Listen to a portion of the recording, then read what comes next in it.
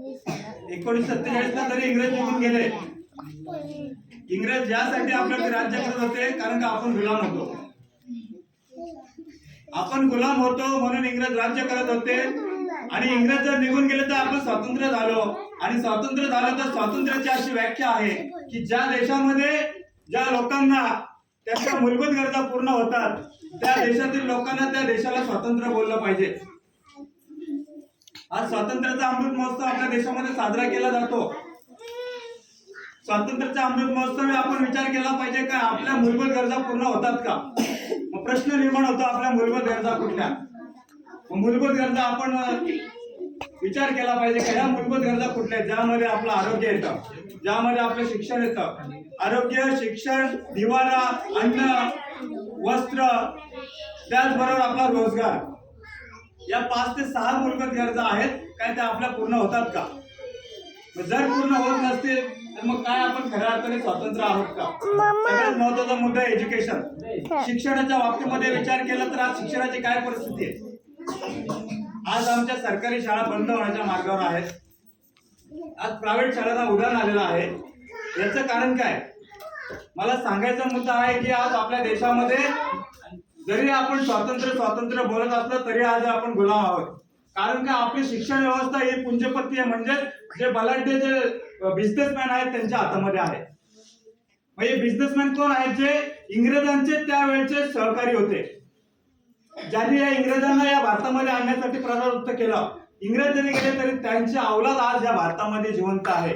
आज आपल्याला या गोष्टी समजून घ्यायला लागतील. त्याचबरोबर रोजगाराचा मुद्दा आहे. आज आमचा विद्यार्थी शिक्षण घेतोय. सरांनी सांगितलं की आज तुम्ही मोठे मोठे अधिकारी झाले पाहिजेत, मोठे मोठे हुद्द्यावरती काम केलं पाहिजे. आज या भारत देशाची परिस्थिती अशी आहे 3.5 करोड लोक बेरोजगार आहेत जे चांगले शिक्षण घेतलेले आहेत, चांगले युवा आहेत. आज शिक्षणामध्ये सरांसारखे जे शिक्षक आहेत त्यांची काय परिस्थिती आहे. त्यांना शिक्षणाबरोबरच त्यांना विविध कामं लावलेली आहेत. आज ज्या बॅकलॉग आहे नोकऱ्यांमध्ये लाखो करोडांच्या संख्येने बॅकलॉग व सरकारी भरत्या होत नाहीयेत. हे लोक जाणून बुजून या भरत्या करत नाहीयेत. या गोष्टी आपल्याला समजून घ्यायला लागतील. आजही आमच्या आदिवासी खेड्यापाड्यामध्ये राहतो. आजही आमचे गरीब लोक अशा ठिकाणी राहतात का जिकडे जायला रस्ते नाहीयेत, जिकडे त्यांना शाळा नाहीयेत. 1950-1947च्या नंतरची परिस्थिती होती की 2-2, 10-10 किलोमीटरवरती शाळेत जाऊन शिकावं लागत होतं. आजही तीच परिस्थिती आहे. बदल झाला कुठे. शिक्षणाच्या बाबतीमध्ये मी तुम्हाला मुद्दा म्हणून सांगतो कारण का विद्यार्थी इकडे आहेत. आज आमच्या गावामध्ये सर कोणत्या मुलाला आपण डॉक्टर, वकील, इंजिनियर बनवू शकतो. आज डॉक्टर व्हायचा असेल, चांगला MBBS व्हायचा असेल तर 1 करोड रुपये लागतात. गव्हर्नमेंट शाळांमध्ये जर तुम्ही शिकायला गेलात, कॉलेजमध्ये शिकायला गेलात तर तिकडे एवढी हॅरेसमेंट होते का विद्यार्थ्यांना आत्महत्या करावी लागते. एवढी भयानक परिस्थिती निर्माण झालेली आहे. मग आजच्या परिस्थितीमध्ये विद्यार्थ्यांनी काय केलं पाहिजे. आजच्या परिस्थितीमध्ये हे महापुरुष इथं आहेत त्या महापुरुषांचा इतिहास विद्यार्थ्यांनी वाचला पाहिजे. विद्यार्थ्यांनीच नाही तर इथं उपस्थित असताना सगळ्यांनी तो इतिहास वाचला पाहिजे. ज्यांनी कठीण परिस्थितीमध्ये कशा पद्धतीने आयुष्य जगलं हे आपण समजून घेतलं पाहिजे. डॉक्टर बाबासाहेब आंबेडकरांनी स्वतः विद्यार्थी होते पण देशासाठी कार्य केलं. छत्रपती शिवाजी महाराजांनी 21व्या वर्षी शपथ घेतली या महाराष्ट्राला मी इंग्रजांच्या गुलामीत आणि त्यावेळेचे मुस्लिम नव्हे तर मुघल होते. मुघलांच्या विरोधामध्ये त्यांनी कार्य केलं. या भारत देशामध्ये सर्व जाती सर्ववर्षीय लोक आहेत. या भारतीय संविधानामध्ये आवर्जून सांगावं वाटतं की समजा, स्वतंत्र, बंधुता आणि न्याय जो शब्द जर टाकलेला आहे त्याबरोबर धर्मनिरपेक्ष सुद्धा टाकलेला आहे. कुठल्याही धर्माच्या विरोधामध्ये आपण बोललं नाही पाहिजे. कुठल्याही जातीच्या विरोधामध्ये आपण बोललं नाही पाहिजे. आज देशामध्ये जातीय वाद आहेत. आज देशामध्ये धार्मिक वाद आहेत. आज देशामध्ये दंगल पेटलेले आहे.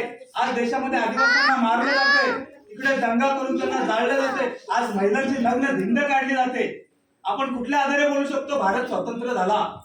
काय हे खरोखर स्वातंत्र्य आहे का. किती लाजिरवाणी गोष्ट आहे. महिलांची लग्न धिंड काढली जाते आपल्या देशामध्ये, स्वातंत्र्य भारतात. आम्हाला या गोष्टीची चीड येते. आम्ही या गोष्टी समाजामध्ये जाऊन सांगतो.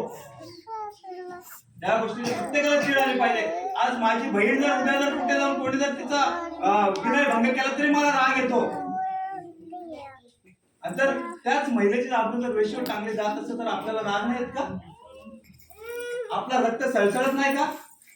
ज्या छत्रपती शिवाजी महाराजांचा आपण आदर्श घेतो त्या छत्रपती शिवाजी महाराजांनी त्यांच्या विरोधी पक्षामध्ये ज्या विरोधी लोक होते त्या विरोधी माणसांची महिला ज्यावेळेस शिवाजी महाराजांकडे आणली जाते का या महिलेला तुम्ही कैदेमध्ये ठेवा, तर शिवाजी महाराजांनी आई समान महिलेला परत सोडून दिला. हा इतिहास आहे ना आमच्या समोर. आम्ही इतिहास विसरत चाललो आहोत का?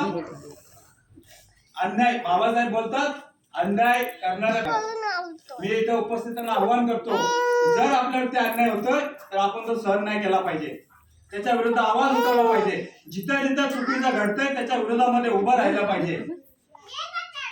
आणि जर तुम्ही उभं राहू शकत नाही तर तुम्ही आपल्या गोष्टी सगळ्या विसरलेल्या आहात त्याचा अर्थ.